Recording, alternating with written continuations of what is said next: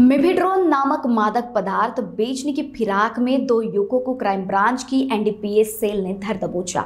आरोपियों के पास से करीब 241 ग्राम मेफेड्रोन बरामद कर लिया गया। इसकी कीमत करीब 24,15,000 रुपए बताई गई। यह कार्रवाई शनिवार को ही प्राप्त जानकारी के अनुसार शनिवार को क्राइम ब्रांच को गुप्त जानकारी मिली कि कुछ युवकों के पास भारी मात्रा में मेफेड्रोन नामक ड्रग्स पाउडर है। खबर मिलते ही क्राइम ब्रांच का एनडीपीएस सेल हरकत में आ गया। अजनी परिसर में जाल बिछाकर आरोपी Atish Laxman Bagde, Ajni railway quarter number RB 1326 Ajni और गौरव उर्फ सागर शेषराव कटारे टिमकी 3 खंबा चौक हनुमान मंदिर के समीप नागपुर निवासी को हिरासत में लेकर तलाशी ली गई। तलाशी में उसके पास से 241 ग्राम 5 मिलीग्राम मेफेड्रोन सदृश पाउडर मिला, जिसकी बाजार में कीमत करीब 24,15,000 रुपए आकी गई। इसके अलावा उनके पास से मोबाइल फोन, बैग आदि बरामद किए गए, जिसकी कुल कीमत 25,86,000 रुपए आकी गई।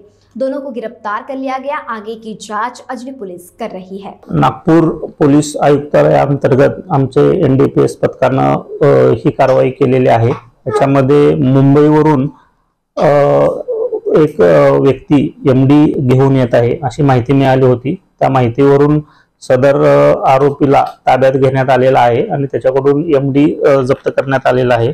जवळजवळ ते 24 लाख रुपयाचं इतकं एमडी आहे आणि तो व्यक्ती मुंबईवरून घेऊन नागपूरमध्ये घेऊन काही लोकांना देणार होता। त्या लोकांची नावं सुद्धा निष्पन्न झालेली आहेत। त्याच्यामध्ये सध्या 2 आरोपी अटक केलेले आहेत, आतिश बागडे आणि गौरव उर्फ सागर कटारे असे 2 आरोपी अटक केलेले आहेत। बाकी 4 आरोपींचा शोध निष्पन्न झालेला आहे, त्यांचा शोध घेणं चालू आहे। या कारवाईमध्ये साधारण 25,86,000 इतका एकूण मुद्देमाल जप्त झालेला आहे।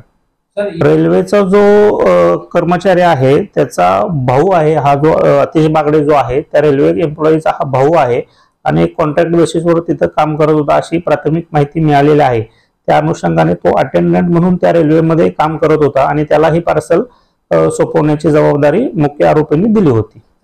त्याच्या अनुषंगाने पुढे तपास चालू आहे। त्याचा कितीपत रोल आहे आणि त्याला किती पैसे दिले होते हा रोल अजून त्याच्या अनुषंगाने तपास सुरू आहे। त्यामधले जे आरोपी आहेत ते रेकॉर्डवरच्या आरोपी आहेत। यापूर्वी सुद्धा गंभीर गुन्हे, मोकासारखे गुन्हे सुद्धा यांच्यावर लागलेले आहेत। त्या अनुषंगाने पूर्वी सुद्धा त्यांना अटक करण्यात आलं होतं आणि त्यांचा त्यामुळे शोध सुरू आहे। महान्यूज 7 के लिए ब्यूरो रिपोर्ट नागपुर।